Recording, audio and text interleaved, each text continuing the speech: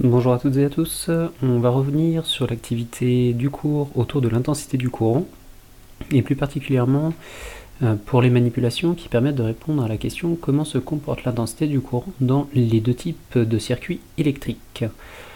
Donc, pour pouvoir travailler là-dessus, je suis reparti des deux circuits électriques que l'on avait fait en classe, le circuit en série, le circuit en dérivation. Et nous allons pouvoir travailler sur les relevés de mesure dans le circuit en série et vous aurez à finaliser, vous, avec le circuit en dérivation. Pour ce qui est de l'animation, on est sur quelque chose d'assez simple. Donc par rapport au lien que vous avez trouvé sur Scholinfo, il vous suffit de venir déjà sélectionner sens conventionnel du courant. Les électrons, c'est pas au programme de 5e. Si vous voulez regarder, vous pouvez le faire, il n'y a pas de souci. Et nous allons nous intéresser donc à notre montage. Donc on va pouvoir venir rajouter les générateurs comme c'est demandé, les ampèremètres qui sont ici, on va pouvoir venir les connecter. Si on a besoin d'ajouter des fils, on peut utiliser la fonctionnalité fil, on rajoute les ampoules demandées, et on continue ainsi jusqu'à ce que l'intégralité du montage soit réalisée.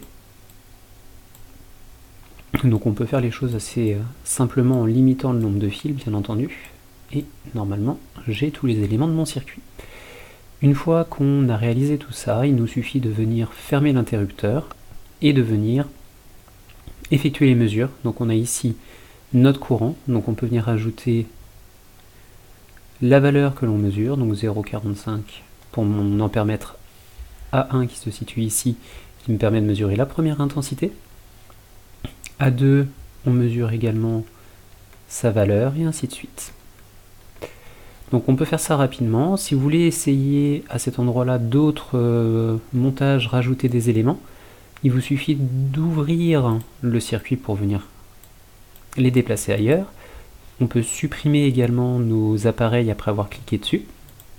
Donc n'hésitez pas à expérimenter.